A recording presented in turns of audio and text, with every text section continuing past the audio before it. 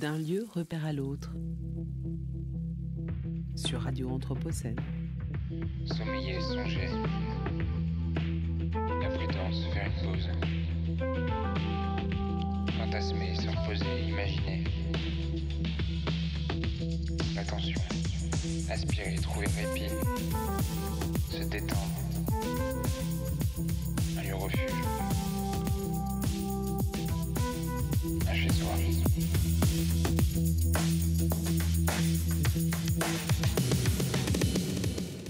Moi, je dors pas beaucoup, je dors 2-3 heures quand vous êtes dehors. Maximum 3 heures. Vous n'êtes pas tranquille quand vous êtes dehors. Alors, qu'est-ce qui s'est passé? Parce que on va vite dans la gare, un peu se mettre au chaud. Et après, je suis venu à Gerland, prendre ma douche. Et après, je vais aller à la bibliothèque, je vais un peu lire, je vais un peu me détendre avec la lecture. Et puis voilà. Se détendre. D'un lieu repère à l'autre. Un lieu refuge. Un plateau radio imaginé, réalisé et produit par l'ALCA pour Radio Anthropocène. Sommeiller, songer.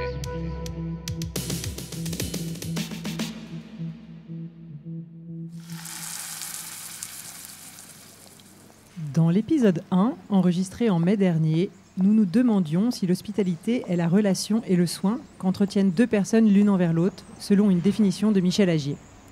Au restaurant social, nous avons tenté de comprendre la forme de cette relation entre les agents et les agentes du lieu et les personnes qui viennent déjeuner.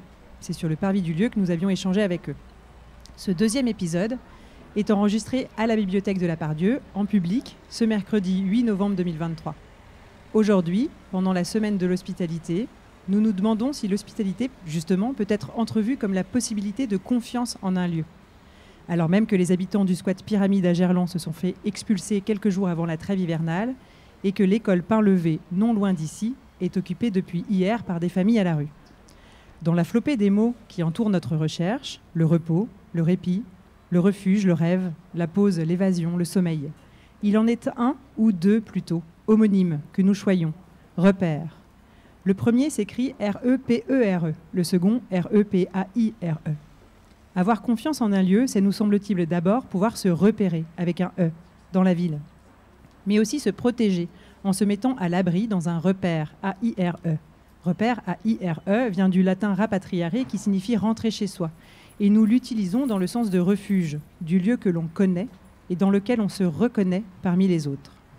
Ces derniers, les lieux repères, sont des impensés de l'espace urbain et se nichent souvent par dépit dans les interstices de la ville. Dans cette organisation spatiale inhospitalière du dehors, apparaissent pourtant des lieux publics de répit, comme la bibliothèque municipale de la Part-Dieu. D'un lieu repère à l'autre. Un plateau radio réalisé par l'ALCA. Aujourd'hui donc, nous sommes avec Toitia et Franck. Bonjour. Bonjour. Bonjour. Tous les deux, vous faites partie des Street Reporters et une organisation qui a été initiée par la Fondation Abbé Pierre et mise en place par Atlantide Merla, qui est responsable de la péniche Accueil Balageau et du pôle Archipel à Villeurbanne au sein de l'association Le Mât.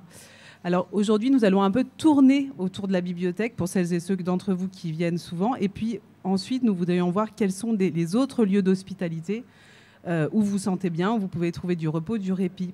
Pour commencer, Toitia, tu es la première à avoir intégré les Street Reporters. Oui. Est-ce que tu peux nous raconter ce que c'est, à quoi ça sert, comment c'est né? C'est né d'une idée pour aider les sans-abri, les personnes en précarité, pour pouvoir améliorer la vie des personnes qui sont à la rue. Et puis l'idée, elle a été votée, mais les personnes, on va dire administratives, ils ne peuvent pas faire les enquêtes qu'on a faites. Et ils ont voulu, comme on dit, on est mieux servi que par soi-même. Et ils ont cherché des personnes qui ont connu la galère, qui étaient encore dans la galère. On va dire c'est la Providence qui nous a ramenés au street. Oui, alors c'est comment vous avez choisi, comment vous avez été choisi, comment vous cooptez les gens qui font partie des Street Reporters? Atlantide, je la connais parce que déjà, il y a tant d'années, il y a 10 ans, j'allais à la péniche Accueil. Après, j'ai fait le bénévolat de, comment ça s'appelle là, le chaînon manquant. Et chez nos manquants, ils ne savaient pas où emmener les denrées. Moi, je dis, il y a la péniche. Et puis, je les ai ramenés là-bas. Et puis, un jour, la directrice du foyer où j'étais, elle m'appelle, elle fait, toi, tiens, viens. Je dis, qu'est-ce qu'il y a? Elle était au téléphone avec Atlantide. Elle fait, oui, Atlantide, elle a un projet, elle a besoin d'une personne qui a connu la galère, qui parle bien français et tout. Je dis, je connais Atlantide. Elle fait, oui, toi, tiens. Allez, on m'a donné rendez-vous, je suis allée. Atlantide, elle m'a dit, quand? Elle m'a dit, toi, tiens, elle m'a dit, j'ai sauté en l'air. Elle m'a dit, j'étais bien contente que tu sois là. Septembre 2019. Et depuis ce jour-là, Et qu'est-ce que vous faites concrètement alors, Toitia? On a fait les enquêtes dans les structures sociales pour mieux connaître leur travail, pourquoi ils sont créés, pour que les personnes qui peuvent en bénéficier. J'ai été bien reçue, je parle pour moi, j'ai été bien reçue par les responsables, par les directeurs. On a notre site sur Internet. Ça nous a fait connaître nos droits, parce qu'on n'y connaît rien, bien qu'on soit à la rue, Et de là, j'ai eu des autres collègues qui sont passés aussi, mais ils ne sont pas restés. C'était vraiment des personnes amochées par la rue. C'est à la fois vous enquêtez et à la fois vous diffusez. En fait, il y a un peu ces deux volets. Et comment vous diffusez, Franck? Peut-être que vous pourriez nous dire aussi de votre côté comment vous participez. Alors, au départ, c'était pas très défini comme forme qu'on devait prendre. On avait pris au départ la décision de refaire un guide de l'urgence sociale, en fait. Donc, on s'est très vite rendu compte que faire un doublon qui existait, on a dit non. Donc, on a cherché une autre forme qui pourrait aller dans le sens des bénéficiaires.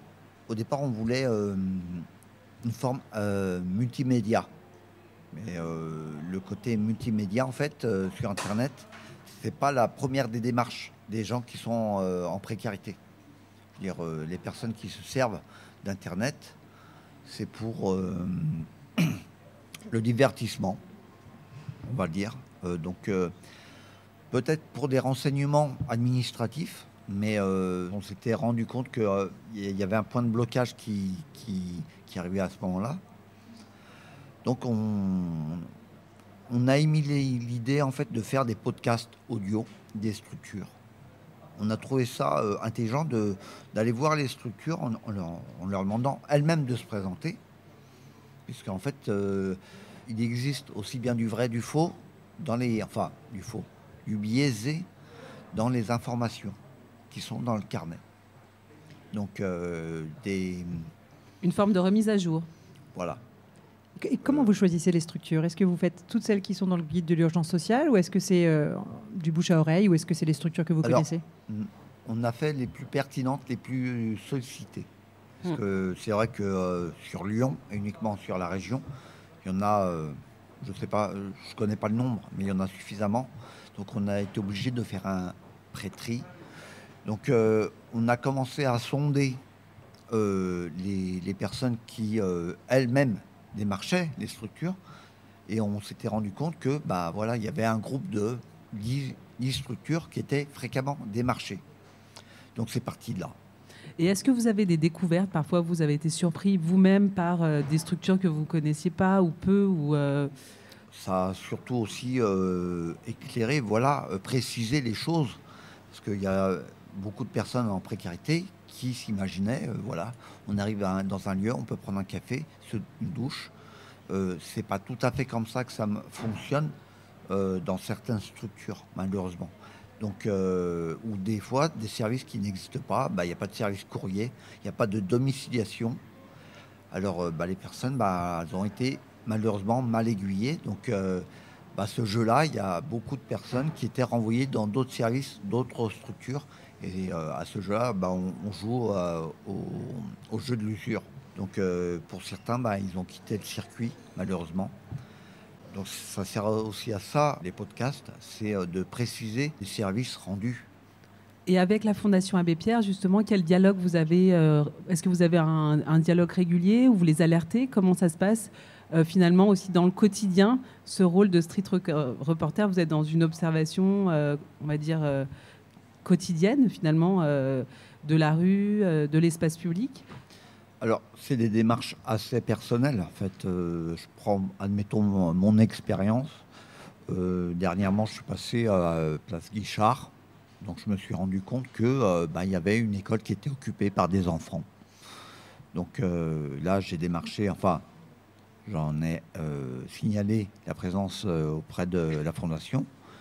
Et donc, on a émis l'idée d'aller interviewer les lieux, en fait. Par le travail d'enregistrement que vous faites, vous participez donc à cette connaissance partagée autour des lieux de l'urgence sociale. Il en est un que vous ne traversez pas, puisque c'est ici, la bibliothèque municipale, qui n'est pas un lieu de l'urgence sociale, mais qui pourtant est un lieu dans lequel les gens qui sont en difficulté de logement viennent trouver un répit. Oui, alors, parce qu'on connaît cette bibliothèque comme une institution culturelle, comme un réseau de lieux dédiés aux livres, à la lecture, à la connaissance même, mais on sait moins que l'ABM, comme on dit, est aussi un des lieux d'hospitalité qu'offre la ville. Situé entre la gare de la Part-Dieu et le centre commercial, c'est un lieu qui est ouvert à toutes et à tous. L'entrée y est libre, gratuite, et l'accueil est inconditionnel. Alors évidemment, certaines pratiques sont interdites, et ce qui surprend quand on observe la bibliothèque, quand on y arrive, c'est que c'est un lieu où tout invite à se poser, à s'asseoir.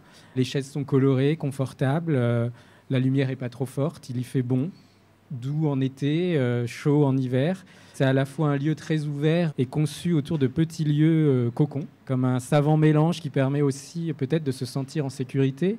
Il est même possible de ne rien y faire. Et nous sommes partis en discuter avec Cyril, un des bibliothécaires de l'ABM, et on va vous faire écouter ce qu'il en a à nous dire. Je travaille à la Bibliothèque de Lyon depuis 24 ans et en musique depuis 23 ans. Effectivement, sur la salle musique telle que vous l'avez traversée, les collections en prêt, les services associés, l'écoute, la consultation sur place, etc. Et aussi des collections patrimoniales, musicales, c'est-à-dire globalement des vinyles. Et puis tout ce qui est action culturelle, production de contenu, valorisation, médiation autour de la thématique de la musique, quoi. Je fais très attention à ma politique documentaire et à prendre en compte l'écoute sur place, parce que je pense que c'est un usage qui est aussi légitime de la collection que n'importe quel autre. Il n'y a pas un usage meilleur qui serait le prêt et l'usage du bâtiment qui viendrait après. Pour moi, c'est exactement la même chose. Le rôle social de la bibliothèque, il devient de plus en plus important, il ne faut pas se leurrer. Donc à l'accès et à l'accompagnement sur des choses toutes bêtes. Ça nous est arrivé d'accompagner des gens sur des déclarations chômage, sur des demandes de permis de conduire, sur des choses comme ça. Je pense que ça fait partie de nos missions. C'est un rôle social, quoi. Et puis, je dirais qu'il faut faire attention à ne pas dire il y a un bon usage et un mauvais usage. Il y a des usages différents qu'il faut arriver à faire cohabiter, mais ça ne veut pas dire qu'il faut les prioriser, les graduer, etc. C'est la même chose pour moi, un usager qui va me demander de l'accompagner sur une recherche Internet par rapport à un travail universitaire qui pourrait être considéré comme un bon usage, et accompagner un usager qui a une difficulté à se connecter sur son compte à la CAF, etc. Pour moi, ça fait partie de la même démarche. Tout est en fait un problème de cohabitation des usages. Je dirais que la particularité de la bibliothèque municipale de la Part-Dieu, c'est qu'elle n'en a pas. C'est-à-dire que ce n'est pas une bibliothèque d'études, ce n'est pas une bibliothèque exclusivement de lecture publique et de loisirs, c'est une bibliothèque qui réunit tous ces usages-là. C'est un peu malheureux, effectivement, que le Pôle emploi, la CAF, parfois renvoient vers la bibliothèque pour dire si vous voulez être accompagné, vous allez vers eux, mais c'est quand même un état de fait et on ne va pas dire non, vous allez ailleurs, on ne veut pas savoir, quoi. Je pense qu'on est dans une forme de crise sociale assez importante qui s'aggrave et on sait que les bibliothèques, elles n'ont jamais autant de succès que pendant ces crises sociales. Parce que quand on a des problèmes de pouvoir d'achat, on arrête d'acheter des livres, on les emprunte. Quand on a des problèmes de confort ou de logement, comme vous dites, on peut aussi aller à la bibliothèque pour aller se poser, ce genre de choses, quoi. Ça peut être en tout cas un indicateur. Quand la bibliothèque rencontre à nouveau beaucoup de succès, c'est que voilà. Alors là, on entend une personne qui travaille à la bibliothèque nous raconter ce qu'elle en comprend, quelles en sont ses missions. Est-ce que vous, Toitia ou Franck, vous êtes utilisateur de la BM? Est-ce que vous y venez? Alors moi, oui. Et moi, pas du tout. Peut-être une fois dans ma vie, c'est tout. Et qu'est-ce que vous venez y chercher alors, Franck? Alors, moi, j'ai connu la bibliothèque en usage régulier, du moins, en 2009, quand malheureusement, j'ai connu la rue. Donc, c'était au départ, oui, voilà, c'est un lieu de repos, mais c'est aussi un lieu de culture. Donc, voilà, on passe le temps, on lit un livre. Donc, les premières années, c'était ça, en fait. Aujourd'hui, ça a bien changé, mon utilisation. Je viens ici pour écouter de la musique aussi, beaucoup de musique, la jouer aussi, puisque la bibliothèque met à disposition un clavier numérique, donc j'en fais l'usage. Et puis je compose sur partition, donc je viens aussi me poser pour écrire. Et avant, quand tu venais, du coup, c'était quoi la fréquence? Tu venais plutôt toute la journée, le matin, l'après-midi Comment, ici, tu trouvais certains besoins du quotidien Au départ, c'était se mettre au chaud, lire les informations puisque le journal y est fourni, et puis écouter de la musique aussi. Donc c'était en pointillé, en fait. On arrive le matin, à l'ouverture, on lit la presse, on lit un bouquin ou on écoute un CD, et on va faire ses démarches administratives ensuite. Peut-être pour les personnes qui nous écoutent et qui ne connaissent pas le lieu, c'est un bâtiment qui est immense avec plusieurs niveaux. Je pense qu'il y en a 5 ou 6, voire 7, peu importe. Il y a beaucoup de niveaux avec des mezzanines, des salles de lecture, etc. Donc très différentes quand même les uns des autres. Est-ce qu'il y a des lieux que vous préférez? Moi, en fait, j'utilise fréquemment 3 étages de manière assez pertinente. Donc le rez-de-chaussée, là où on se trouve actuellement, pour avoir des accès Internet, donc pour consulter mes mails, lire la presse aussi. Et puis l'étage supérieur qui est l'étage de musique, pour écouter ou jouer. Donc, voilà. Et est-ce que, donc Internet, on sait que si on est, il y a un temps limité, est-ce que vous avez la carte de la bibliothèque ou est-ce que vous êtes utilisateur de passage? De passage. De passage. Pour tous ces usages, et il y a aussi celui vraiment de se poser, de se reposer.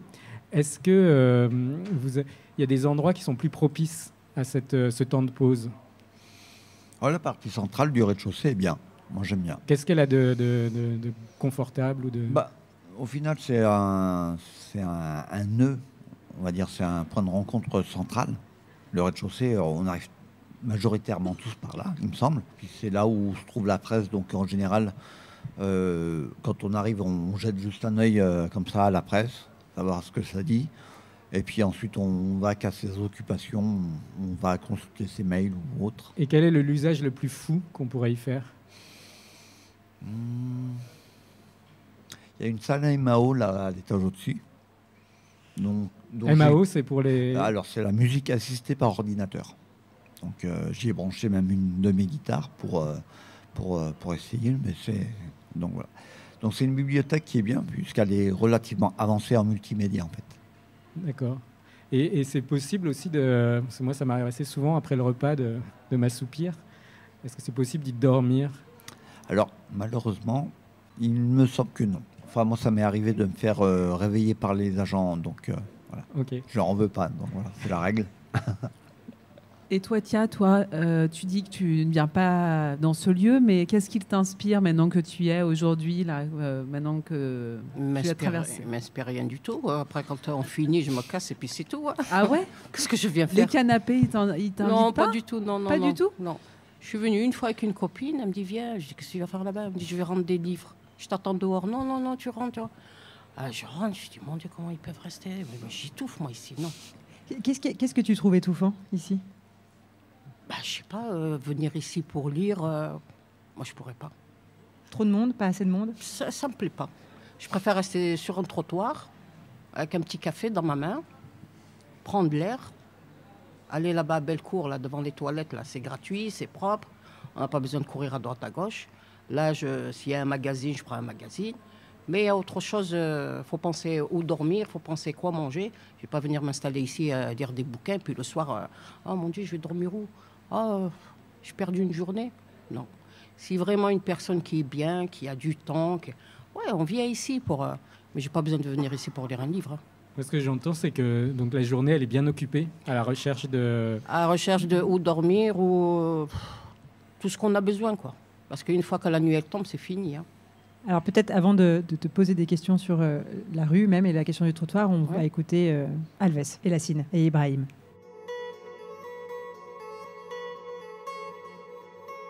D'un lieu repère à l'autre. Un plateau radio réalisé par l'ALCA pour Radio Anthropocène. Je vais à la bibliothèque, j'essaie de lire, d'être un peu au chaud déjà, de me concentrer sur quelque chose. Et ça me permet d'oublier. Parce que entrer chez moi, il n'y a rien. Il n'y a même pas de fenêtre. Le soir, je mets un placard pour, tu vois, sinon je mets une couverture. Donc voilà, quoi. C'est un peu... je vis un peu comme les Indiens. Enfin, je pense que les Indiens, ils avaient plus de confort que moi. Non, dans la rue, mais tu ne vas jamais bien dormir. Tu te reposes, mais tu ne dors pas. J'ai pas une fenêtre qui est fermée aux vitres. Donc du coup, toute la voiture qui passe là, je vais les attendre d'une façon ou l'autre. Même le trottinette qui passait à côté là, tu vas l'attendre. Parce que tu es au bord. Tu es au bord. Donc tu te reposes. Je sais qu'il n'y a pas de tranquillité dehors. Je sais très bien. Il n'y aura jamais. Lorsque tu veux dormir, il y a d'autres qui vont faire appel téléphonique ou bien il va jouer la musique. Il y a d'autres qui fument cigarettes. Pourtant, toi, tu ne fumes pas, l'odeur là te gêne. Tu ne dors pas bien le matin, tu te réveilles, tu es fatigué comme ça pour rien.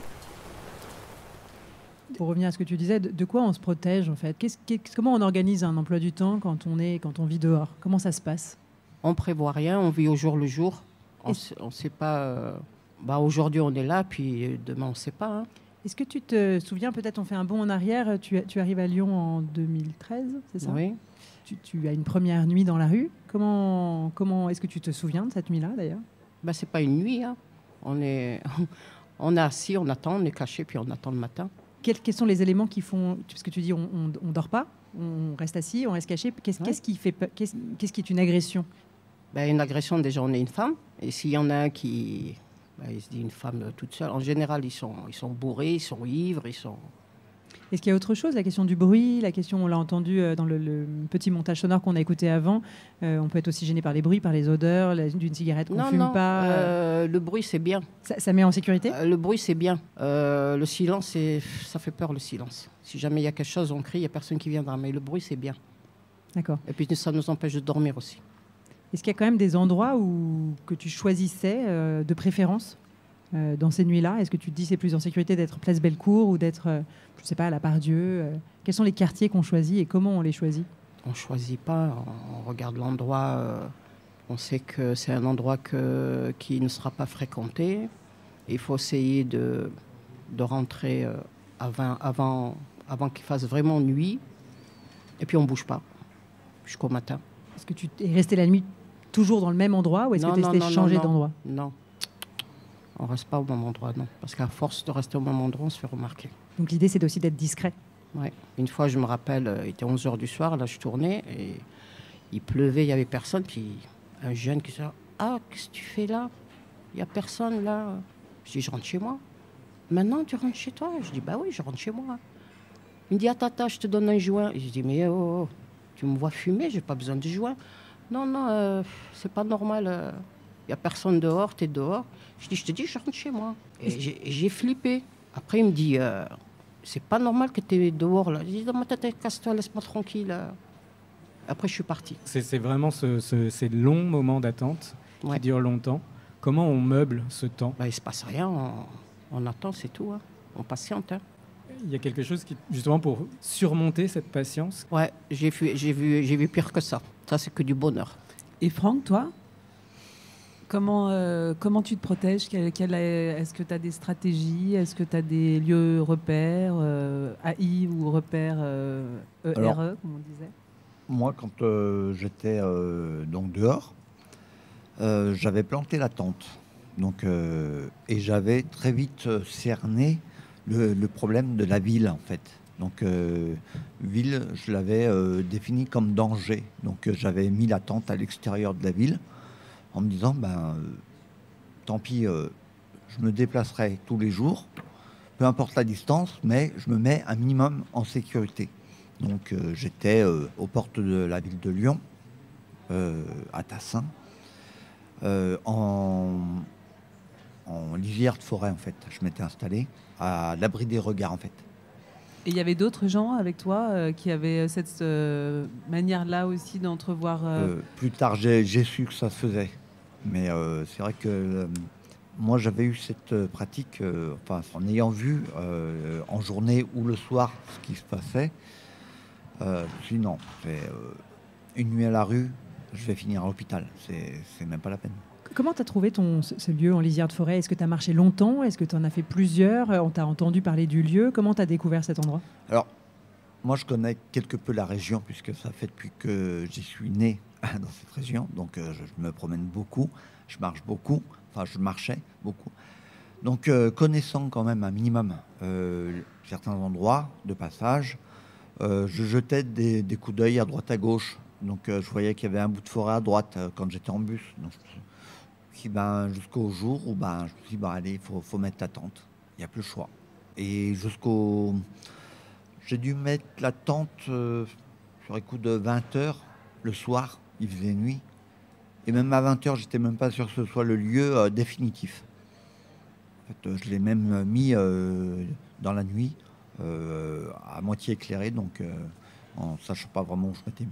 Et la tente, tu la bouges tous les jours ou... Non, là, c'était un point fixe.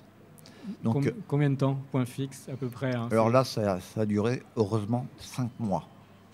Donc, c'est ce que j'ai dit après à certaines personnes. C'était 5 mois de camping. Parce que 5 mois de rue, c'est... Honnêtement, moi, j'ai eu, cette chance. Ça n'a pas duré. Mais, en même temps, c'est ça aussi que je voulais dire. C'est pas une fatalité, la rue. Je veux dire, je me suis bougé, d'accord, tardivement. Mais j'ai fait mes démarches et j'ai croisé les doigts. Donc voilà. Après, on m'a ouvert certaines portes, je ne les ai pas refusées. Ça sera notre question. Comment se construit un lieu de confiance? C'est ce que tu nous témoignes là. Peut-être qu'on va écouter aussi la voix de David. D'un lieu repère à l'autre. Au moment où je suis arrivé dans la rue, ça a été, je pense, progressif. Hein. On arrête de payer un peu ses factures, on oublie un peu tout, on fait l'autruche, on continue à aller travailler même si on n'est pas payé parce que ça nous occupe, ça nous évite de penser à tout ce qu'on n'a pas fait et qui va nous poser problème quand on va rentrer à la maison. Puis un jour, les huissiers passent et puis comme on s'est occupé de rien, qu'on a peur d'en parler à qui que ce soit, on file dans la rue. Rapidement, je me suis trouvé un petit coin un peu isolé sur Lyon, dans une petite grotte sur la colline de Fourvière, où j'ai pu me mettre en sécurité. J'avais mon petit cocon, donc du coup, j'ai rapidement trouvé mon aise dans cette situation. À l'intérieur, il y a une petite installation artistique où on peut cacher facilement nos affaires. Donc c'était un lieu dans lequel je planquais juste mes affaires au début. Je rangeais tous les matins et je déballais tous les soirs. J'avais plus les soucis du quotidien. J'accumulais un petit peu tout ce que je pouvais ramasser, mes petits bibelots, mes bouquins, des vêtements que je trouvais aussi, parce que c'est hallucinant ce que les gens jettent en très bon état. Donc avec 0 centime en poche, j'ai vécu plutôt bien pendant 5 ans. Voilà. Puis est arrivé le Covid, où c'était encore mieux pour moi parce que j'étais dans un grand jardin peinard, du coup, parce que j'avais pas que la grotte, j'avais le jardin au calme parce que les gens ne pouvaient pas sortir. Et puis donc je me suis senti plus à l'aise. J'ai bâché l'entrée parce qu'il y a une grille à l'entrée. Donc j'ai bâché la grille et puis après j'ai installé mes petites étagères, mon matelas, mes plantes vertes. Bref, j'avais une vie un petit peu d'ermite. Je fréquentais aucun accueil de jour. Le monde de la rue ne me connaissait pas, je le connaissais pas vraiment non plus en fait. On entend David, votre camarade aussi street reporter. On lui passe le bonjour, il n'a pas pu être là aujourd'hui. Voilà, comment on construit un lieu de confiance. Donc toi, tu t'es tourné vers l'environnement, le milieu végétal, le lieu ressources forêt. Et toi, Tia, est-ce qu'il y a des choses quand même que tu vas repérer en termes de matérialité, d'ambiance, où tu vas aller pendant le jour, essayer de trouver des lieux qui vont t'aspirer un peu plus confiance pour espérer, on va dire, te reposer quelque peu? Non, il n'y a pas confiance. J'ai confiance nulle part, j'ai confiance en personne, j'ai confiance qu'en moi-même. Est-ce que tu as déjà été hébergé chez des personnes qui t'ont invité à venir chez elles? Ouais, on va dire invité.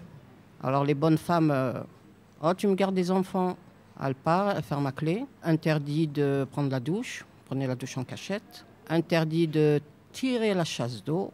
Ah, t'as tiré la chasse d'eau? Excuse-moi, c'est un réflexe. Dans ma tête, j'ai dit, mais ça va pas, non? Interdit de faire fonctionner le micro-ondes, ça consomme l'électricité. Les hébergements chez d'autres personnes se sont jamais bien passés ou il y a eu quand même des exceptions, des gens qui ont... Celle-là, je suis restée 1 mois. Je suis partie, elle m'a couru après dans la rue. Viens. Tu vas où? Je dis, j'en sais rien. Et puis j'ai toujours des pactages. Les pactages, ça, on ne l'oublie pas, hein. Tout le temps en train de trimballer ses affaires à droite à gauche. Et puis... Tu les avais toujours avec toi? Eh ben oui, le minimum. Minimum, le strict qu'on a besoin. Laisser où? C'est quoi le strict minimum? Qu'est-ce qu'on emmène avec soi? On emmène avec soi la trousse de toilette, des sous-vêtements et puis quelques vêtements de rechange. Est-ce que parfois la rue permet plus de sécurité que d'être hébergé chez quelqu'un? Bon, les bonnes femmes, elles sont emmerdantes, mais les mecs, c'est pire. Les mecs, ils cherchent le sexe. Bien qu'il y en a 2, ils étaient très bien. Mais il y en a des autres, franchement, c'est du n'importe quoi. Comme si on avait besoin de ça. Et toi, Franck, le strict nécessaire Alors moi, j'étais constamment avec mes papiers administratifs et avec très peu de change. Donc j'avais vraiment le strict minimum, une veste, des chaussettes. Je me rendais compte qu'en fait, à la rue, le gros problème, en fait, le froid, c'est une chose, l'humidité, c'est ce qu'il y a de pire. Donc quand vous passez 8, 9, 10 heures avec des pieds mouillés, en plus qui commencent à sentir, vous dites non. Donc toujours les papiers administratifs et le strict minimum pour dire voilà, ou alors un duvet de change ou autre. Mais voilà, c'était le minimum pour moi. Est-ce que du coup, un lieu où on pose ses affaires, c'est un lieu qui pourrait être considéré comme un lieu ressource? Est-ce que vous avez utilisé, par exemple, la bagagerie, la bagagerie ou des espaces où vous laissez vos affaires qui sont, comme on vient de l'entendre, David qui cache ses affaires à l'intérieur de la grotte? Moi, à l'époque, en 2009, il y avait, à ma connaissance, pas de bagagerie. Donc, je gardais vraiment que le minimum. Moi, j'étais en tente, donc je croisais les doigts. Hein. Par chance, ça s'est pas trop mal passé. Voilà. Est-ce qu'on met un loquet sur une tente? Est-ce qu'on arrive à la fermer? Enfin, moi, je ne le faisais pas, mais je sais que certains l'ont fait. En vain, puisque ça finit avec des coups de couteau. Donc, de toute manière, les tentes finissent par être éventrées. Donc, mais bon. Voilà. Et du coup, un des lieux, tu disais que la pire des choses, c'est pas tant le froid, c'est l'humidité. Est-ce qu'un des premiers lieux ressources ou un lieu repère dans la ville ces lieux-là doivent augmenter pour pouvoir faire en sorte de trouver des lieux de répit, ça doit donc être un lieu qui est inévitablement chaud et non humide en fait? Oui, oui, exactement. Mais alors c'est ça un peu le paradoxe, c'est qu'en fait, certains, et même moi j'ai fini par en venir à faire ça, en fait on se dit 1 heure ou 2 de plus dehors, ça fait pas de mal. Et on ne veut pas vraiment s'habituer à avoir du confort parce que c'est très dur de s'en défaire après. Vous passez 2, 3, 4 heures à la bibliothèque, il faut retourner au froid. Pour certains, même pour moi, ça a été très dur. Est-ce que c'est ce qui fait qu'on est un peu mobile? On vous entend en parler, il y a quand même plusieurs lieux où vous allez. Et comment on s'organise une journée? Et est-ce qu'on va d'un lieu refuge à un autre pour avoir le temps de marcher au milieu? Comment ça se passe en fait? Peut-être toi, Tia, Franck. Ouais, moi, je commençais le matin... On sortait du 115 parce que le 115, 2 années, j'ai tapé au 115 dans la période hivernale. On sort du 115 vers les 7 heures du matin, même avant. On allait direct, on était plusieurs, hein, on allait direct là-bas à Saint-Vincent-de-Paul.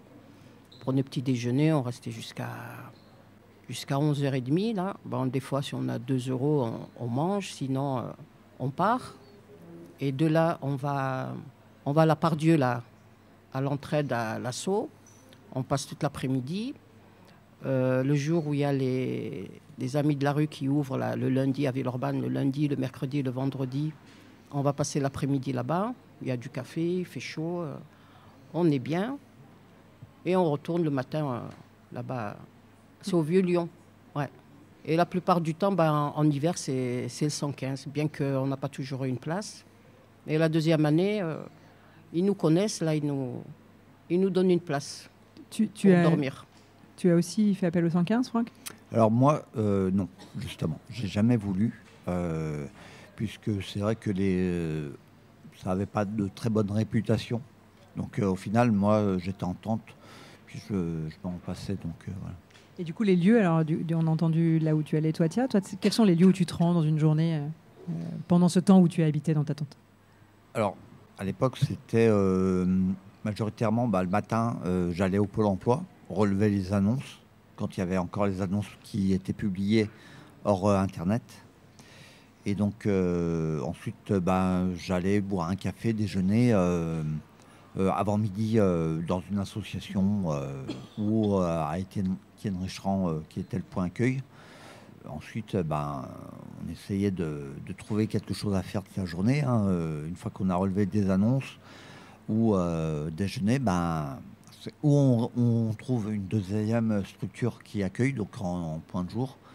Et donc, ce qui était le cas pour moi, moi je passais mes journées à la péniche accueil. On faisait des journées entières de Scrabble, ça je me rappellerai toujours. C'était la table des 4.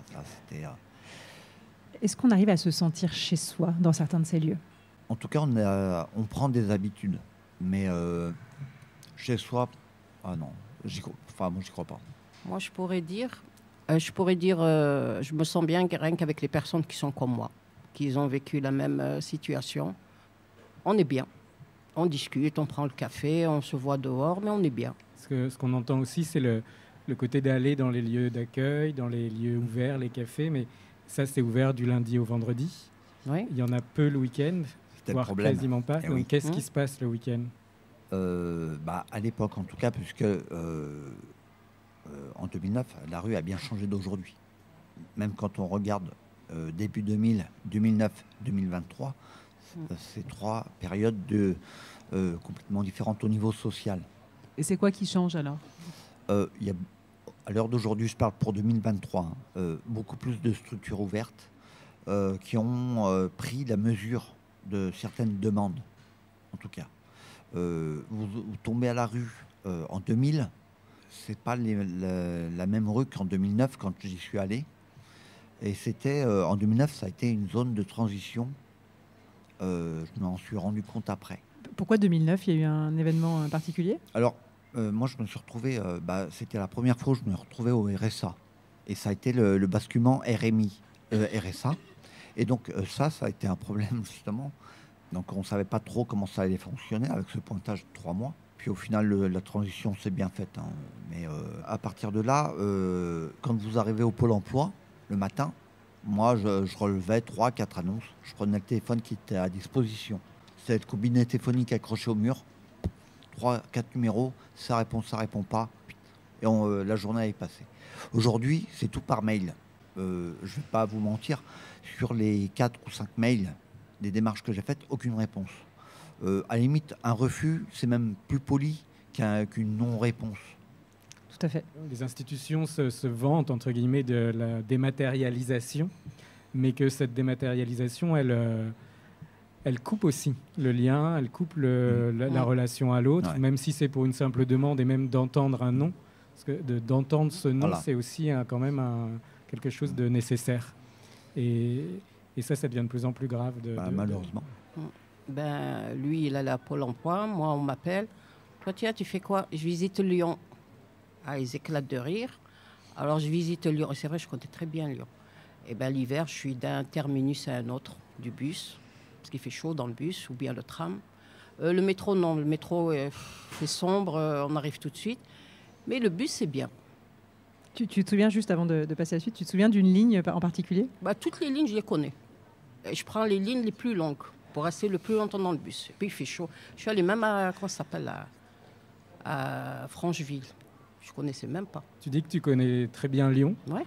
Tu n'as jamais pensé être guide touristique? Non.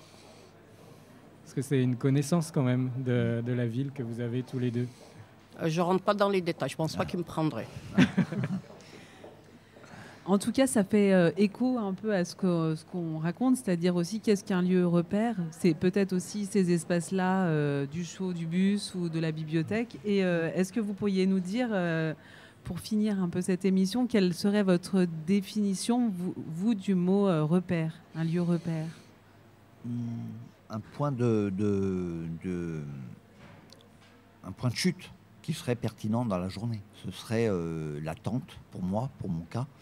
Même si je dois avouer que de temps en temps, on croise les doigts pour éviter qu'on soit visité en journée. Parce que ce qui m'est arrivé 2 fois, mais pour beaucoup de personnes, ce serait d'avoir un point de chute régulier. Toi, Tia? Moi, je dirais plutôt de vivre sans que les personnes sachent qu'on est à la rue ou bien qu'on est... ils n'ont pas besoin de savoir. C'est juste notre façon de se tenir, notre façon de parler. Notre façon, moi, une fois, je me suis fait virer là, par la Croix-Rouge. Je sortais du 115. La bonne femme, elle me fait, vous dormez où? Et je dis, je viens du 115. Elle me dit, vous foutez de moi? Je dis, non, madame, je vous assure, je viens du 115. Puis il y avait ma copine qui m'accompagnait là. Elle me dit, mais qu'est-ce qu'elle a? Et la mamie, elle sort de l'autre côté du comptoir, elle me fait comme ça. Elle me dit, vous dormez où? Mais madame, moi je me suis mis à rire. Madame, je vous assure que je viens du 115. Tu veux dire qu'en fait, elle ne te croyait pas en fait? Ils ne m'ont pas cru. Hein. C'était pour prendre un panier de denrées. Puis on est sorti, il m'a coupé. Moi, j'ai rigolé. Elle me dit, mais qu'est-ce qu'elle a? J'ai dit, tu vois pas que la mamie, je suis mieux habillée qu'elle? J'ai le manteau de fourrure, le feutre là, bien féminin, les bottes. Oui, dormir à la rue, ça ne veut pas dire que ça se voit sur son physique. Ils m'ont pas cru. Il y a plusieurs fois, ils m'ont jeté comme ça. Ils m'ont dit, c'est pas vrai. Une fois, j'allais au 115, c'était à la Guillotière. Il y avait le camion de la Croix-Rouge et distribuait de la soupe. Puis j'arrive, je dis, bonsoir. Il y avait un monsieur d'un certain âge avec une jeune fille. Et je lui dis, c'est bien ce que vous faites là. Ah, il me dit, vous nous connaissez? J'ai dit, oui, je vous vois quand vous arrivez au 115. Ah, madame, vous travaillez là-bas? Je dis, non. Je dis, je ne travaille pas là-bas, je suis bénéficiaire. Ils m'ont regardé des pieds jusqu'à la tête, ils ne m'ont plus parlé. Dans la définition qu'on a aussi de repère, c'est-à-dire à la fois la possibilité de se retrouver dans un espace, mais aussi d'être protégé par cet espace, on cherche aussi la possibilité de se retrouver soi-même. Et on se demande, un peu à brûle-pourpoint comme ça, si vous aviez... Qu'est-ce que c'est que rêver quand on est en situation de précarité, quand on est à la rue? Est-ce que vous rêvez? Déjà, avoir des projets pour demain, même si c'est qu'un mirage, en fait. Admettons, je prends mon cas, moi j'avais gardé un petit boulot de ménage dans des bureaux d'usine. Donc le patron savait que j'étais en situation de grande précarité. Ça s'est jamais su au sein de l'entreprise, mais voilà, c'est aussi ça, se dire, rêver, c'est rester un minimum, alors digne, je sais pas, je connais pas le manque de dignité, mais actif, pour moi, c'était garder ce semblant de dignité, et c'était ça, rêver, c'était de dire, je vais pas plus bas, je perds pas ce petit boulot, même si c'est 150 € à la fin du mois, mais voilà, c'était ça, rêver, c'est juste garder ce qu'on a. Rêver, c'est se garder ce qu'on a, et toi, Tia? Rêver, non, parce que des rêves, c'est espérer. C'est être réaliste. Les rêves, on dort, on rêve. Non, c'est être réaliste et puis aller jusqu'au bout. Radio Anthropocène. D'un lieu repère à l'autre.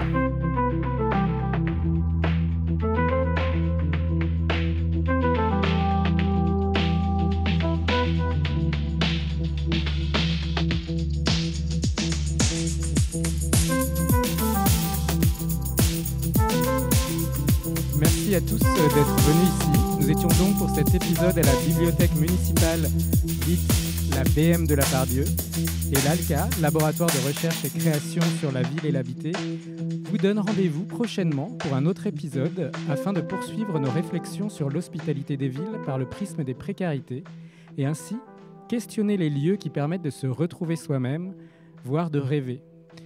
Aussi, quels sont ces lieux qui pourraient être le plus propices aux rêves? C'est ce qu'on essaiera de questionner dans notre futur épisode. Alors, merci encore à vous, toi Tia, Franck, d'avoir été avec nous aujourd'hui. Merci aussi à Alves, Cyril, David, Ibrahim, Lassine, qui ont pris le temps avec nous en amont pour des témoignages enregistrés.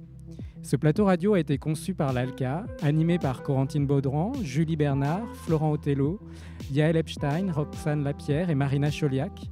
Simon Marozzi était à la technique et régie générale. Le reste de l'équipe de l'ALCA est bien sûr à nos côtés. Merci à toute l'équipe de l'ABM de nous avoir ouvert les portes de la bibliothèque pour organiser et enregistrer ce plateau radio le 8 novembre 2023 dans le cadre de la Biennale de l'hospitalité de la métropole du Grand Lyon. Bonne journée à toutes et à tous.